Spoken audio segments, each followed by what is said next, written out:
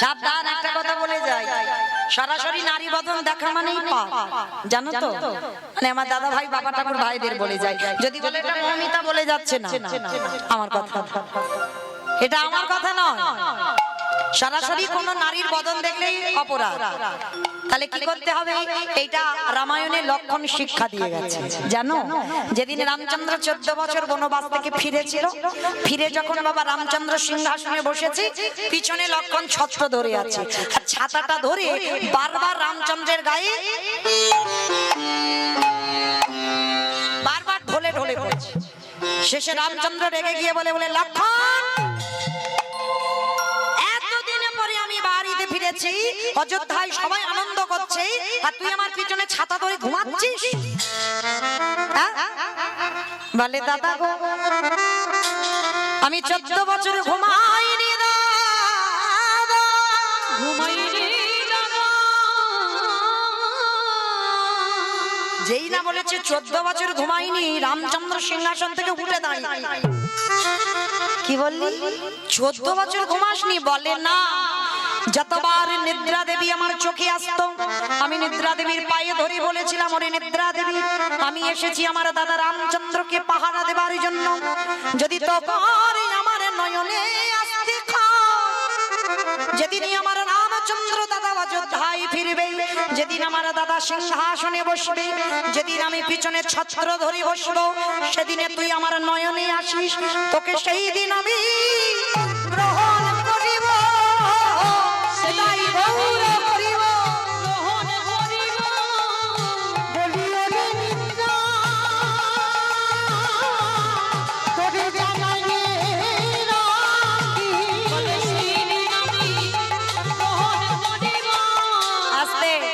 তাহলে 14 বছর আমি ঘুমাইনি দাদা, 14 বছর আমি নারী বদন দেখি নাই।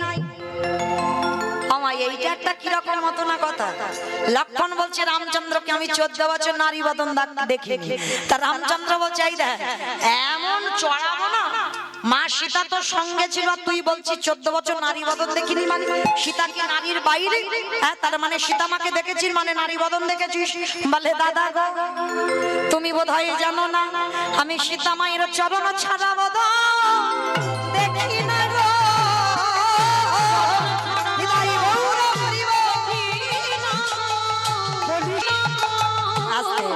বলে দাদা, যখন সীতামার দিকে তাকাতাম, আগে চরণ দেখতাম, তারপরে বদন দেখতাম।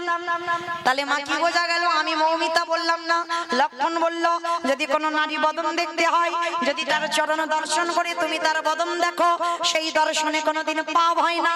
বলে দাদা গো শোনো, 14 বছর ঘুমাইনি, 14 বছর নারী বদন দেখিনি, 14 বছর আমি কিছু খাই, 14 বছর নাকি খাই, এইটা বিশ্বাস করা যায়? 14 বছর কেউ না খেয়ে থাকতে পারে? বলে পারে। কেন? লক্ষণ যেমন তেমন ভক্ত নন। লক্ষণ 14 বছর ব্রহ্মচর্য পালন করে 14টা বৎসর বায়ু সেবা করেছিল, বায়ু সেবা করে। আর 14 বছরে দাদা আমি জানতাম তুমি আমাকে বিশ্বাস করবে না, ওই জন্য যোগ বলে 14 বছরের ফল আমি গুছিয়ে রেখে দিয়েছি। এইবারে যেই না এনেছে বাবা, দেখে না 14 বছরের ফল হিসাব করে দেখা গেল 7টা ফল কম হচ্ছে। তাহলে 7 দিন ফল খেয়েছিস। বলে দাদা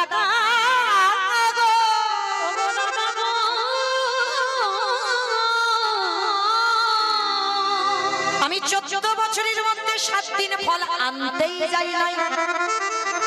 7 দিন ফল আনতে যাসনি? বলে না।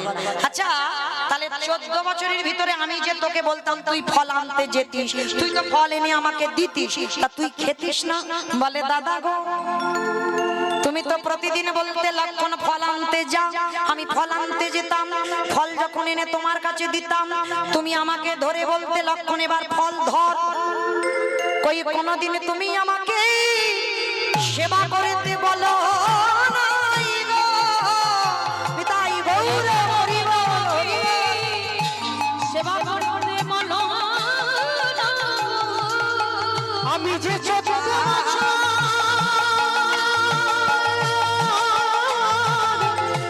ফল ধরেছিলাম, কোনদিন সেবা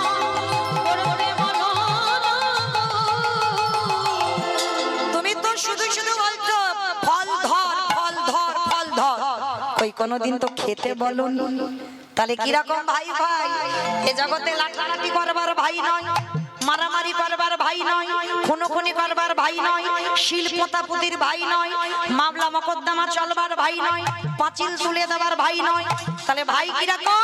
ভাই যদি হতে হয় এইরকম ভাই হও। বলে দাদা তুমি ধরতে বলেছো, ধরেছি, খেতে বলনি, আমি 14 বছর খাই। তাহলে মায়েরা আমি কোথায় ছিলাম? কোথায় ছিলাম? দোতলার উপরে। আমি বললি লীলাতে কোথায় ছিলাম? আমি সে গন্ডগোল করে ফেলেছি। কোথায় ছিলাম গো? চৈতন্য মহাপ্রভু হরিনামে মেতে আছে ভক্তদের সঙ্গে নিয়ে। আর যেই না রঘুনাথ গিয়ে সাষ্টাঙ্গে দণ্ডবত প্রণাম, রঘুনাথকে দর্শন করে মহাপ্রভু ভাবলেন এই তো সেই বীজ, এই মাটিতে বীজ পুঁতব, অঙ্কুরিত হবেই হবে। নিতাই দাদাকে খবর দিল, দাদা যে থালাতে আমি প্রসাদী পাই ওই থালাতে প্রসাদী এনে রঘুনাথকে দাও। কি গো, কৃপা হয়ে গেল তো? আর কি তয়েক দরকার, কি প্রয়োজন? ভগবানের উচ্ছিষ্ট পাবার জন্য ভক্তরা লাইনে দাঁড়িয়ে আছে, লালায়িত। জনম জনম চলে যাচ্ছে, যুগ যুগ চলে যাচ্ছে। কত যোগীগণ যোগে পাচ্ছে না, মুনিগণ মনে পাচ্ছে না, ধ্যানীগণ ধ্যানে পায় না, ব্রহ্মা ব্রহ্ম লোকে পায় না, শিব শিব লোকে পায় না, ইন্দ্র ইন্দ্র লোকে পায় না। আর আজকে রঘুনাথ প্রথম দর্শনে বাবা ভগবানের উচ্ছিষ্ট প্রসাদ, কৃপা হয়ে গেল। রঘুনাথ সর্বক্ষণ ওই প্রভুর চরণ সেবাতে রত। বেশ কিছুদিন কাটলো ওই অদ্বৈত আচার্যের ঘরে। এইবার বলল রঘুনাথ আমি ফিরবো, পুরীধাম যাত্রা করব, পুরীধাম থেকে বৃন্দাবনে যেতে চাই। যাও তুমি তোমার রাজ ঐশ্বর্য দেখভাল করো, তুমি তোমার রাজত্বে ফিরে যাও, তোমার বাবা মার কোলে তুমি ফিরে যাও। না, আমি জেনেছি বৃন্দাবনে রাধা কৃষ্ণ একাত্মা হয়েছে গৌরাঙ্গ। আমি কৃষ্ণ বাবার জন্য ছোটবেলা থেকে লালায়িত। আমি যখন তোমার চরণ পেয়েছি, তুমি আমায় চরণ থেকে সরিয়ে দিও না। রঘুনাথ মনে রেখো, মর্কট বৈরাগ্য ধারণ করবে না। মর্কট কাকে বলে? বানর। হনুমান কিন্তু নয়, হনুমান ত্যাগ, বানর ভোগ। মহাপ্রভু বলছে রঘুনাথকে মর্কট বৈরাগ্য পাবে না কোনোদিন, ফিরে যাও, এখনো তো তোমার শেষ সময় হয়নি। কে গো বাবা? আমি যদি মনে করি আমি নিরামিষ খাবো, হবে? কখনো হবে না। এখনো লালসা রয়ে গেছে, সে লালসাটা নেবে কে? আমার চৈতন্য মহাপ্রভু। যতদিন না তোমার ডাক আসবে ততদিন তুমি ওই ভজন পথের পথিক হতে পারবে। যদিও তুমি জোর জবরদস্তি নেবে বাবা, মাঝ রাস্তায় ছাড়বো ছাড়বো, কবে ছাড়বো ছাড়বো, এর জন্য ছটফট করবে। কারণ অনেক দেরি আছে, অনেক সময় আছে প্রভুর কৃপা পেতে। তো যার জন্য বলছে মর্কট বৈরাগ্য ধারণ করবে না। কেমন বৈরাগী যদি হতে হয়, তাহলে তুমি সর্বস্ব ত্যাগ করে যেদিন আমার চরণে আসতে পারবে, সেই দিন আমি তোমাকে আমার চরণে ঠাই। প্রভু তুমি জানো না আমি সব কিছু ছেড়ে এসেছি। না, ওই যে বাবা মুখে ছাড়ি ছাড়ি বললে কি হবে, মন তো ছাড়ে। রঘুনাথের মতো ভক্ত বাবা, যার চরিত্রটা প্রথম থেকে শুনছেন, এত ত্যাগী, তবে কিন্তু মহাপ্রভু বলছে এখনো তুমি ভোগী হয়ে আছো, এখন তুমি ত্যাগী নও। যেদিন আমি মনে করব তুমি ত্যাগী হয়েছো, তোমার আমার কাছে আসতে হবে না, এমন কায়দা করব আমি নিজেই তোমাকে টেনে আনবো। কে গো, যা কিছু লেখার তো হয়ে গেছে, কার ভাগ্যে কি ঘটবে, কে কোথায় থাকবে, কে কোথায় যাবে, এই সিদ্ধান্তের মালিক হলো আমার বিশ্বের স্রষ্টা মালিক ভগবান। তুমি না, আমি নয়। কার জীবনে কি ঘটনাটা ঘটে রেখেছে বা আরো হবে পরবর্তী দিনে, তার ভাবনা ভগবান ভেবে রেখেছে। তো আজকের আপনি আর আমি ভেবে তো বাবা মাথা গন্ডগোল করে তো লাভ নাই। যার জন্য শান্তভাবে নিশ্চিতে সংসার ধর্ম করে যাই আসা। কেমন পয়সা উল্টো পাল্টা চিন্তা ভাবনা মাথায় রেখে কাজ নাই। যত ভাববে তত বাবা ব্রেন একেবারে হরিবোল হয়ে যাবে। আজকে তুমি একজনের ঘরের ধরনি, কালকে অন্য জনের হবে, তাই না? পরশু আবার অন্য জনের হবে। তাহলে কার জন্য তুমি বসে বসে কাঁদবে? আজকে তো তুমি পেয়েছো, তাকে নিয়ে সংসার করো, কিন্তু পরবর্তী দিনে ও কি আর তোমার থাকবে? ও কারোর হবে। এটাই বাস্তব, এটা নিয়ম, এটা মেনে নিতে হবে। তুমি যত বলো না কেন যে আমি এটা মানতে পারছি না, কিন্তু এটাই তোমার ভবিতব্য, এটা তোমার কপালে আছে। তো আজকে লক্ষ্য করে দেখে ভক্তবাৎসল্য ভগবান আজকে রঘুনাথকে বলছে যাও, ফিরে যাও, চলে যাও, যেদিন সময় হবে আমি তোমাকে সঙ্গে নিয়ে আসবো। এইবার রঘুনাথ ফিরছে, ওই যে বিশাল বড় নদী পার হতে হবে, নদীতে উঠেছে, আর ওই নদী পার হয়ে আসবে কে? রঘুনাথ ফিরছে নিজে আদি সপ্তগ্রামে। হরি বল। আদি সপ্তগ্রামে ফিরছে, আর মনের আনন্দে বাবা কি গাইছে জানো? দয়াল তোমার লীলা খেলা, দয়ালে তোমার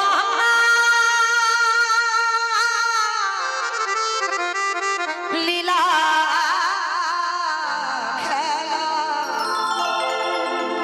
ওগো বোঝা বড় ভাই। এই গানের ভাষাগুলো কিন্তু বুঝতে হবে, ভগবানের লীলা বুঝতে পারছো? কে হাসছে, কে কাঁদছে, তাই না? কে এখন হাসপাতালে শুয়ে আছে আর আমরা কীর্তন করে বেড়াচ্ছি, আমরা নাচে কথা করে বেড়াচ্ছি। কে দেখো হাসপাতালের বেডের উপরে কত কান্না না কেঁদে যাচ্ছে। হ্যাঁ, দিনের বন্ধু করুণা সিন্ধু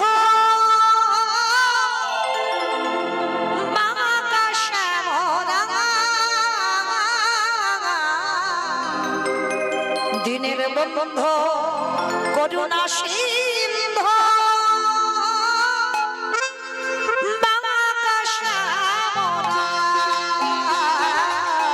উলুধ্বনি ভাইরা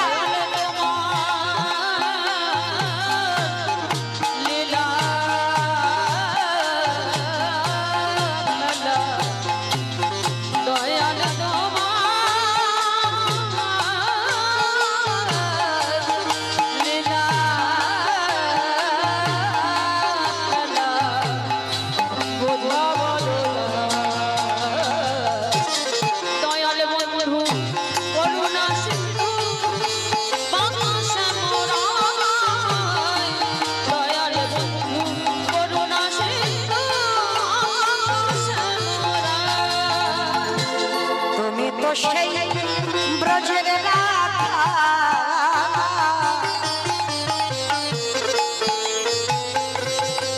নদিয়ার মা,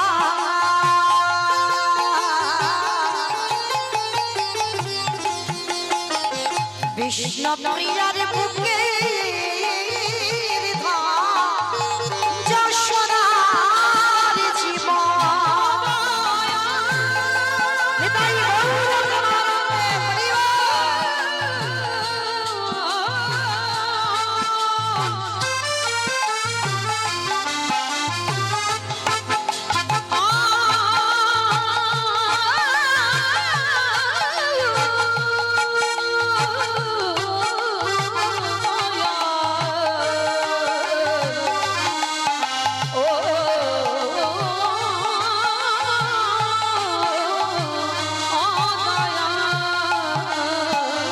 সকাল সাজে তোমার নামে, সকাল সাজে তোমার নামে, সুখে সাজিবা দয়ালে বন্ধু করুণা সিন্ধু বাবা শ্যামরা, দয়ালে বন্ধু তাই বলো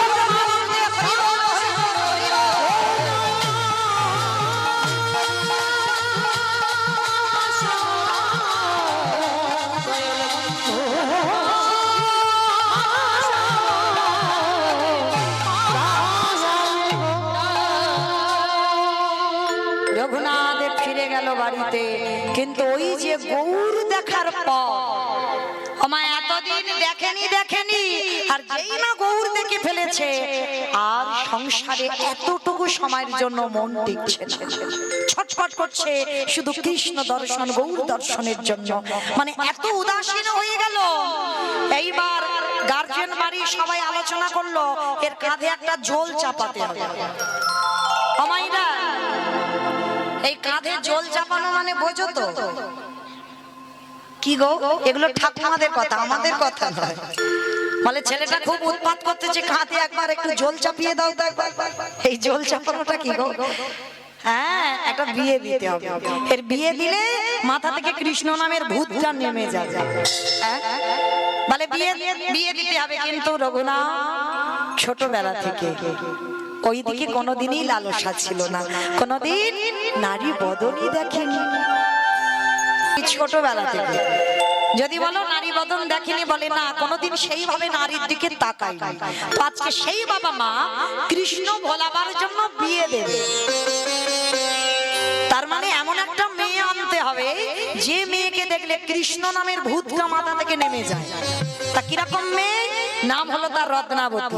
আর মেয়ে তো নয়, সে যেন স্বর্গের অপ্সরা, মানে যেন ভগবান মা লক্ষ্মী নেমে এসেছে, এত রূপবতী।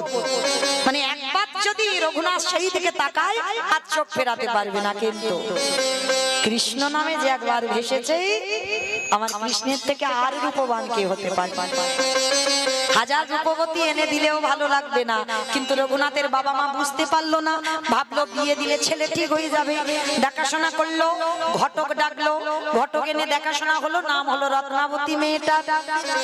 তার সুন্দর রূপবতী মেয়ের সঙ্গে বিয়ের দিনক্ষণ ঠিক করা হলো। অমাইরা বিয়ে বাড়ি থেকে খাওয়া দাওয়া হবে তো, একটু উলুধ্বনি দাও। বরেলো বর, বরেলো বর, বরেলো বরেলো বলে পড়ে গেল সারা গো। উলুধ্বনি। বরেলো বরেলো বলে পড়ে গেল সারা, বরেলো বরেলো বলে পড়ে গেল সারা গো।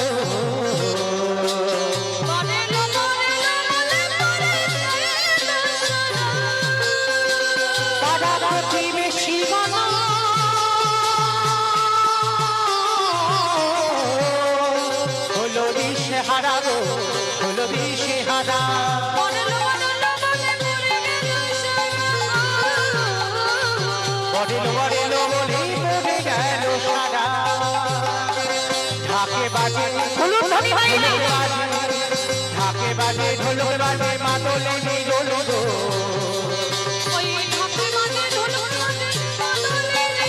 ঢাকে বাজে ঢোলক বাজে মাদলে নিরোল গো। উলুধ্বনি শঙ্খ ধ্বনি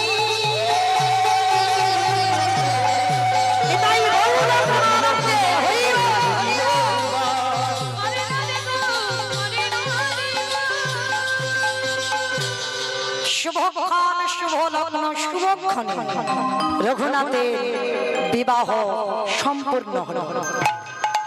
বিয়ে হলো, পরের দিনে হয়ে গেল কাল রাত্রি, তার পরের দিনে হয়ে গেল ফুলসজ্জা। অমাইরা এইবার ঘটনাটা কেমন ঘটছে দেখে।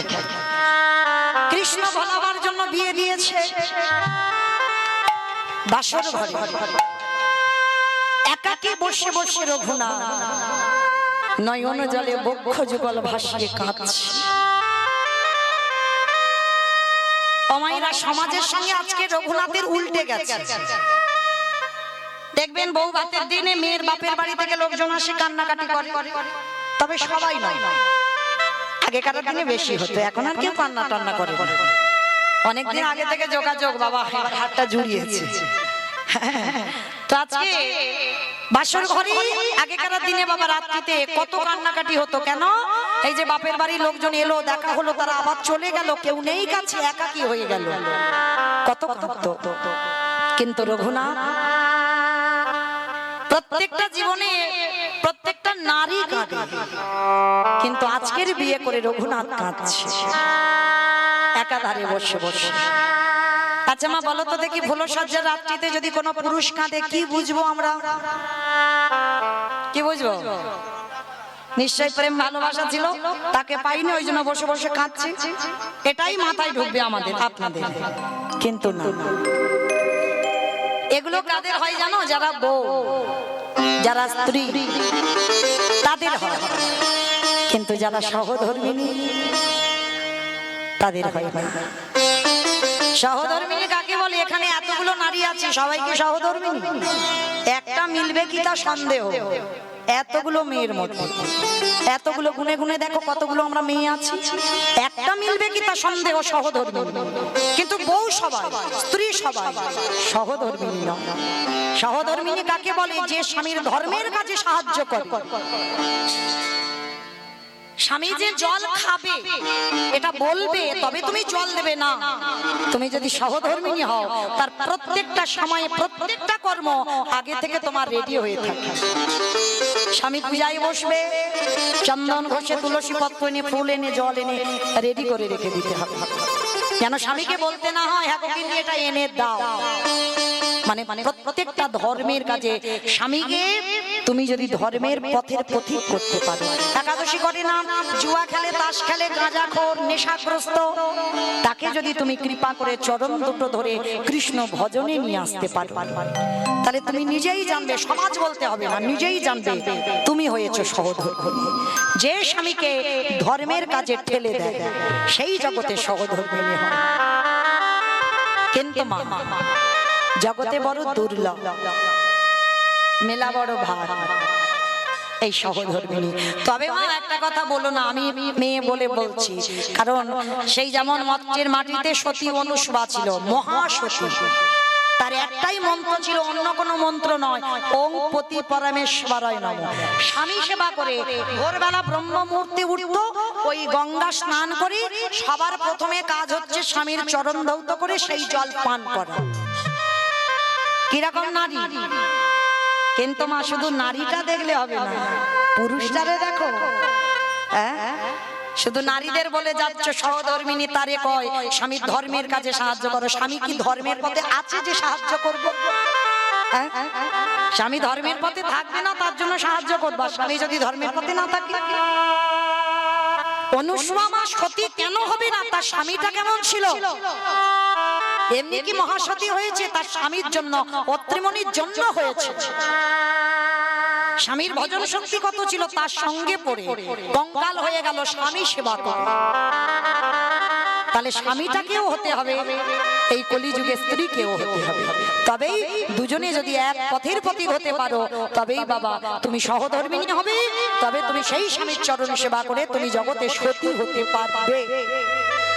আর স্বামী যদি বাবা ঘন্টায় ঘন্টায় ঘন্টার মধ্যে বাবা সবটাই মিথ্যা, একটাও সত্যি বলে না, তাহলে সেই স্বামীর চরণ সেবা করলে কোনো কাজ হবে বলে মনে হয়? স্বামী যদি নেশাগ্রস্ত, মানে একদম বোতল খেয়ে চলে এসেছে, পা ধুয়ে জল খেলে কাজ হবে? সারাদিন বাবা বিড়ি সিগারেটের যেন একেবারে ফোয়ারা উঠছে, সে স্বামীর চরণ সেবা করলে কাজ হবে? হবে না। তাহলে কোন স্বামী? যে স্বামী কৃষ্ণ ভক্ত হবে, হৃদয়টা সোজা সরল হবে, কৃষ্ণ ভজনের পথের পথিক হবে, আর অন্য কথা নয়, অন্য ভাবনা নয়। সেই স্বামীর চরণ সেবা করে তুমিও মর্ত্যের মাটিতে হয়ে যাবে সতী অনুসুয়া, তুমিও হতে পারো বেহুলা, তুমিও হতে পারো সাবিত্রী মা। তাহলে শুধু মেয়েদের বললে হবে না, স্বামীগুলোকে ঠিক হতে হবে। হরি বল। তো আজকে এই রত্নাবতী বাসর ঘরে, মানে ফুলসজ্জা রাত্রিতে দেখছে স্বামী কাঁদছে, ছুটে গিয়ে প্রণাম করে জিজ্ঞাসা করলেন, স্বামী কাঁদছো কেন? তুমি কার জন্য তুমি কাঁদছো? মাথাটা নিচু করে আছে, প্রত্যেকটা নারী মাথা নিচু করে থাকে, আজকের পুরুষ হয়ে মাথা নিচু করে আছে, বদন দর্শন করছে। 3 দিনের পরিচয় মাত্র। রত্নাবতী প্রশ্ন করছে, আমায় বলো তুমি কার জন্য কাঁদছো? কার জন্য তোমার এত কষ্ট? কার জন্য তোমার এত দুঃখ? কার জন্য তোমার এত জ্বালা যন্ত্রণা? একবার বলো আমায়। পারবে না, পারবে না। রত্নাবতী, কেন তুমি আমার কাছে এসেছো? আমি যেটা আজকে রাত্রিতে চাইবো তুমি আমাকে কোনোদিনই দিতে পারবে না। পারবো। তুমি একবার চেয়ে তো দেখো, একবার চেয়ে দেখো তুমি আমার কাছে কি চাও। আমি কথা দিলাম প্রত্যেকটা স্ত্রী তার স্বামীর কাছে এই রাত্রিতে চায়। আর আমি প্রতিজ্ঞা করলাম, আমি যদি প্রকৃত তোমার সহধর্মিণী হই, আজকে রাত্রিতে তুমি আমার কাছে যা চাইবে আমি তোমাকে দেব। পারবে না, পারবে না রত্নাবতী, আজ আমি তোমার কাছে যেটা চাইবো তুমি কোনোদিনই দিতে পারবে না। পারবো, পারবো স্বামী, তুমি একবার আমার কাছে চেয়ে দেখো। বেশ, ভেবে বলছো তো? ভেবেই বলছি। তাহলে তুমি সত্য করো, আজ রাত্রিতে আমি তোমার কাছে যেটা চাইবো তুমি আমায় দেবে। বেশ, অগ্নি সাক্ষী করে তোমায় বিয়ে করেছিলাম, আমার বাবা মা তোমার হাতে তুলে দিয়েছি। রত্না, তুমি কি জানো আমার বাবা কেন আমায় বিয়ে দিয়েছে? জানিস? আমি জানি।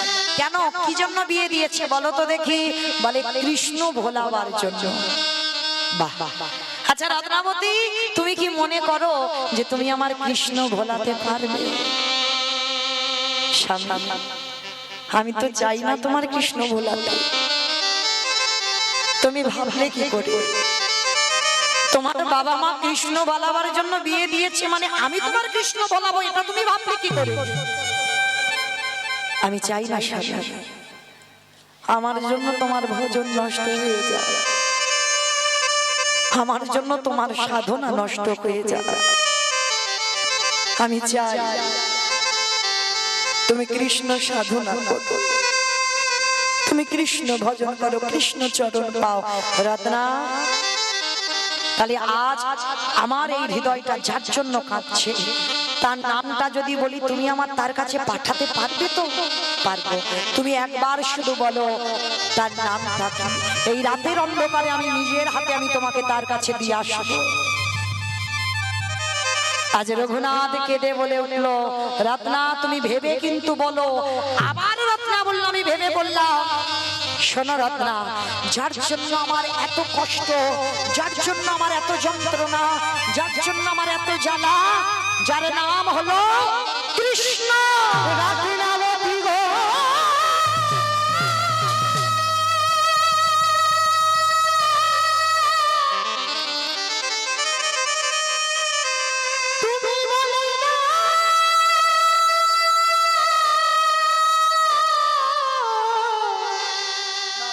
আমি কোথা গেলে কৃষ্ণ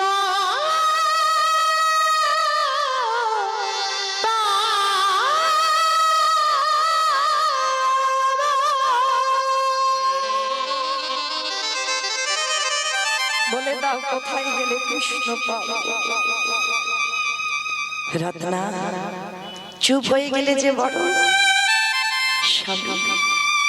এসো, আজ রাত্রিবেলা আমি পিছনের দরজা খুলে দেব, আর ওই পিছনের দরজা দিয়ে তুমি চিরজনমের মতো চলে যাবে কৃষ্ণ দর্শন। রত্না, আর কোনদিন কিন্তু তুমি আমার দেখা পাবে না।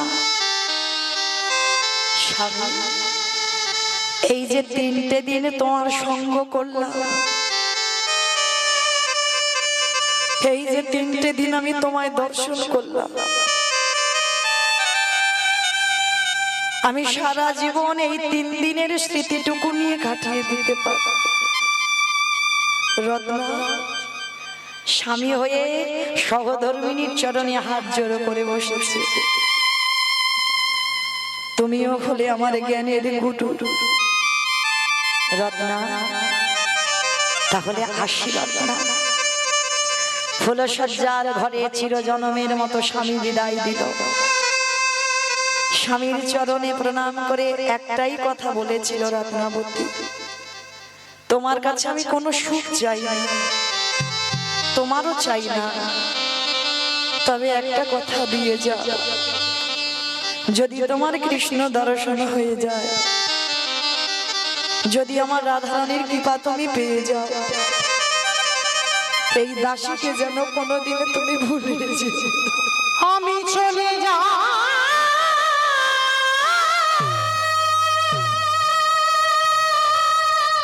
এই দাসীকে একবার তোমার চরণে শেষের দিনে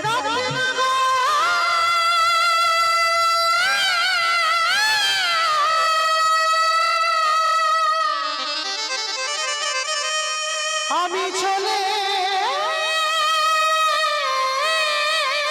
যাই আর কোনদিন ফিরে আসব না। আশীর্বাদ না বলি আমি চলে যাই রাতে না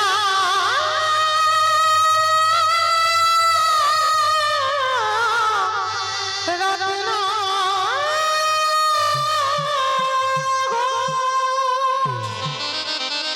অন্তত অন্তিম সময় একবার তুমি আমার দর্শনে দিও স্বামী। আমার জীবন নদী আশীর্বাদ না নাইয়া তুমি ভালো থেকো, তুমি ভালো থেকো। আমারে ভাবিনি খেলা সাঙ্গ হলে গো।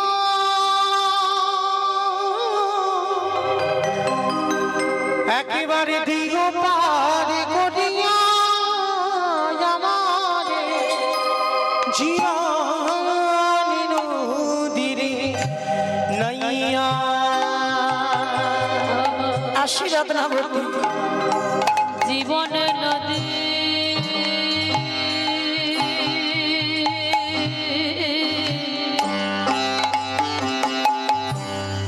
নাইয়া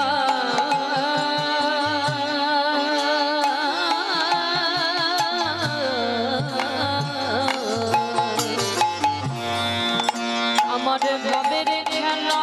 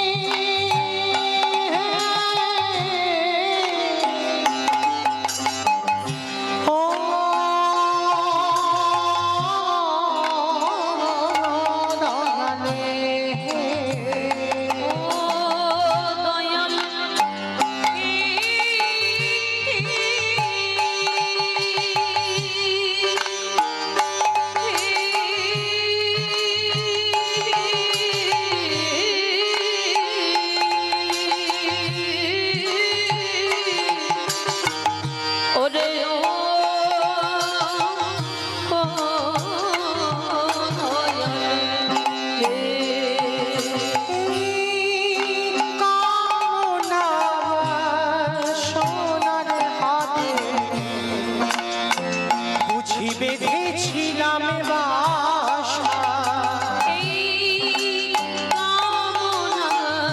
রত্না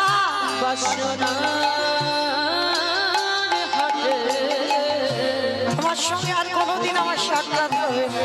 বুঝি বেঁধেছিলাম বাসা সবই অচল হবে আমার যাওয়ার কানে গো। একেবারে দেখি নয় ভাই